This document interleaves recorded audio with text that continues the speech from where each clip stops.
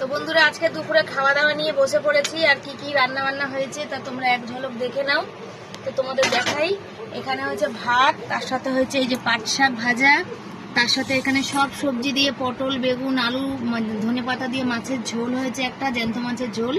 তার সাথে এখানে রয়েছে ভেন্ডি ভাজা, আর এখানে পটল আলুর তরকারি। এই হচ্ছে আজকে আমাদের রান্না বান্না। তবে আম এনেছিলাম বাজার থেকে কালকে, আর লেবু আছে। আমার বর লেবু খায় না, আমার ছেলে খাবে, ওই জন্য ছেলের জন্য আছে। তো কালকে এনেছিলাম আম বাজার থেকে, কিন্তু আজকে আর আমের চাটনি করার কথা আমার মনে ছিল। একটা ফোন এসে গেছিলো, অনেকক্ষণ কথা বলছিলাম, তো আমের চাটনি আজকে আর করে উঠতে পারিনি।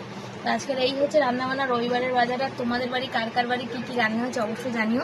তো বর আজকে খেতে চেয়েছে পাট শাকের ঝোল, তার মধ্যে গোটা পেঁয়াজ ছোটো ছোটো দিতে বলেছে, তো সেটা দেখে অন্য কোনো দিন করবো। আর এই পাট শাক ভাজাতে একটু লঙ্কা আর পেঁয়াজটা একটু বেশি বেশি করে দেওয়া, কারণ এটা আমার বর ভীষণ ভালোবাসে, সেই জন্য। গ্রামের ছেলে তো, তাই জন্য। আর ভাতটা একটু বেশি লাগে, বুঝতেই পারো গ্রামের